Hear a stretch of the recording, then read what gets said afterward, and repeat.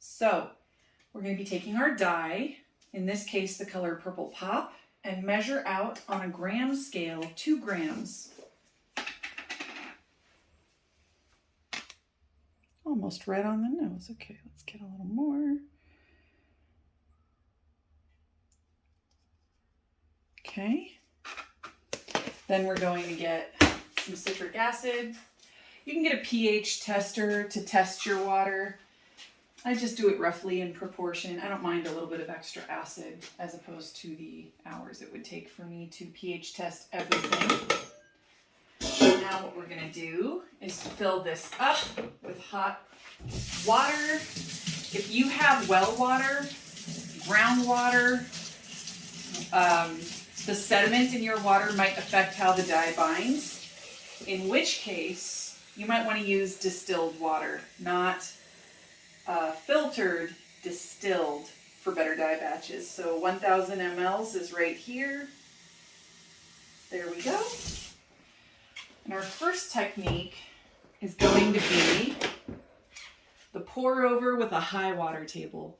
Now this would be a very simple way to dye. I don't personally use the pour over technique because I find I don't get the color ordering that I want, and I get a lot of third colors that end up turning brown, but this is a very popular style of kettle dyeing. So we have a high water table, and what a high water table means is there's about 1.5 inches of water in here, and the yarn has floated up off the top or off the bottom. So I'm going to pour the dye over, and we're going to do our like colors. So we're going to do one side pink, orange, yellow, heat set. When it's hot, bring it out, flip the skeins, dye the other side. If I were to put all this dye on and then flip these and dye again, then I would get a lot of overmixing of colors and a lot of really muted tones, and we want to keep this neon and vibrant and bright.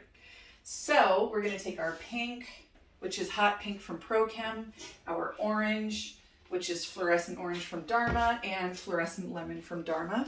It's pretty simple. We're just going to go like this. Then we're going to go with the orange in the opposite direction. And then we're going to hit all the areas we didn't get with the yellow. Now, if I left it like this, there would be big white patches in the back of the skeins, and we don't want that. So that would be number one. Now we have our pour over with a very low water table. This will give far more saturation, but a higher chance of white patches that we don't get to.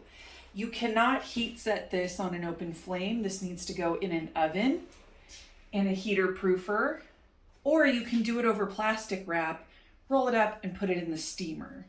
So we're going to do the same thing, same pattern. There we go. And 2 grams of dye per 100 grams, or I'm sorry, 1000 mLs is about a 2% degree of strength. There we go. And there we go. Now, these are 60 ml lure lock syringes. You want the ones with the short tip. The long tip will, unfortunately, get pretty messy and drippy, and we don't want that. Now, this part of the skein right here is actually about this long. So if I paint it even with the other stripes, then I will end up with whatever these 2 colors are being the dominant colors in a piece. It'll end up working out to be about 1/3 of the whole piece will be hot pink, for example. So we want to make the end caps about half the length of the other parts. We're just going to grab some dye. And I like to pull the skein back so we get the other side, and I massage in while I go. Now, in this case, I'm actually going to do a little bit more of a clean fade. So I'm going to take 30 mLs of hot pink and 30 mLs of hot orange. And that'll be my transition color. Then we go to orange.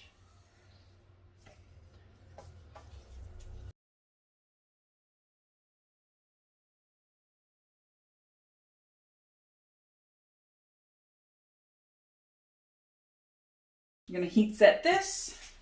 Now we're going to do the same thing, precise application, with a high water table. Now we are going to get far more color variation with the high water table versus the low, but because of the amount of water in here, the colors are definitely going to get overmixed. It's a look. A lot of people really like it. You'll decide for yourself when I show you the knit swatches.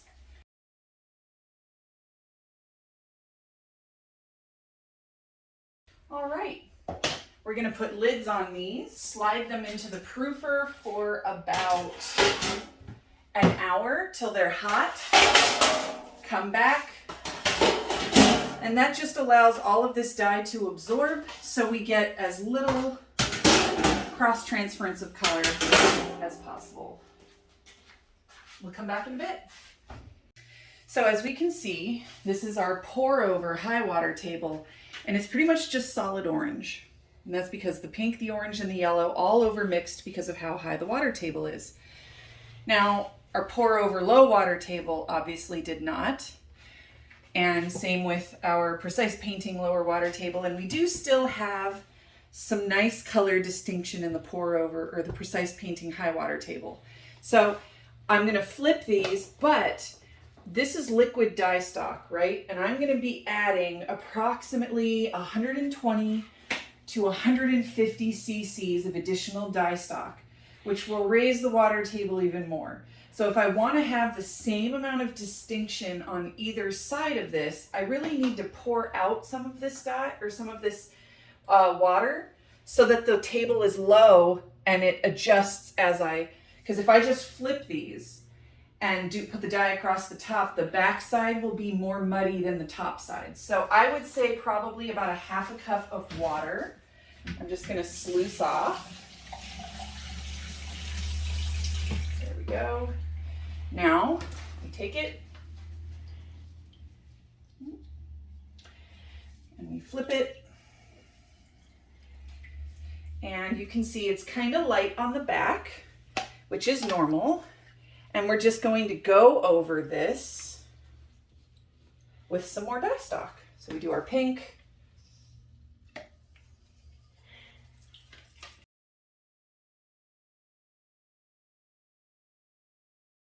Now we're going to take this, flip it over. And yeah. So I'm kind of looking for these white areas and this big one under the tie. So I'm actually going to move the tie down a little bit.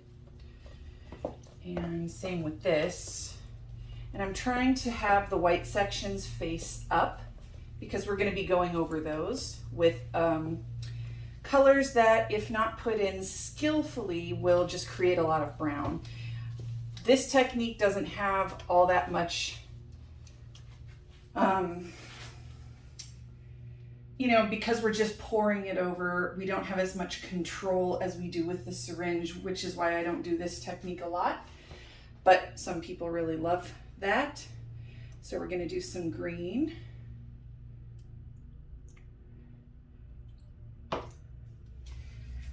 Here, and we'll do some blue. Now this particular purple, if you look in here, as it went over the orange section, it didn't turn brown. That's because the orange is just pink and yellow dye powder from Dharma mixed together. They told me that that's how they make the fluorescent orange, is just mixing the hot pink and the hot yellow together. And the purple is likely the same. So what this means when you see that it didn't turn brown is just that there's a lot more hot pink in both of the dyes, the purple pop and the fluorescent orange, than there is the yellow. And that's why we're not seeing the brown out. And we do a little bit of this and a little bit of this. And here, here. Oh, we can definitely do some blue right there. Now, we're gonna sluice off, like we did with the previous one, some of the water.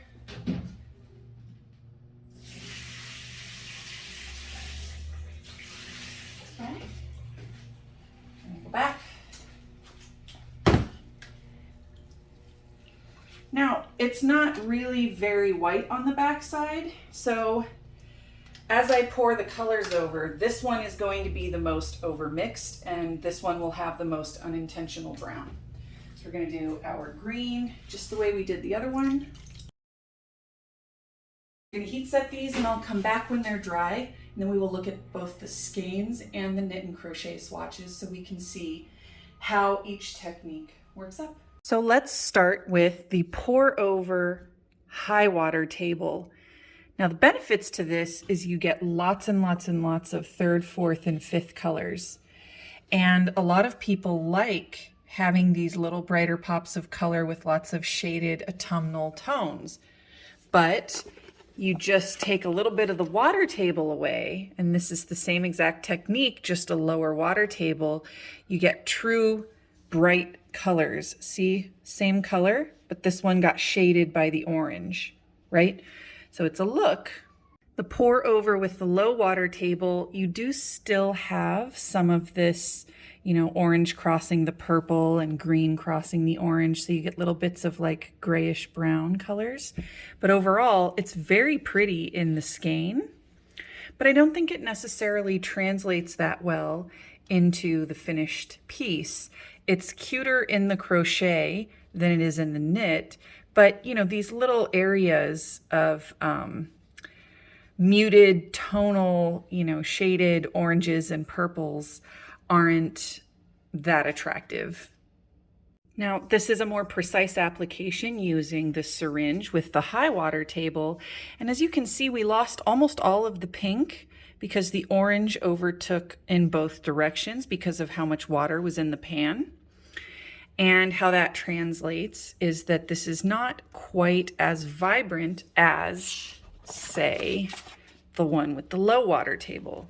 So that is just the difference of 1 inch of water on the right and no additional water on the left. And the colors are more vibrant, and the quality of this purple and this orange and these individual pinks is much higher. Here's our precise painting on the low water table.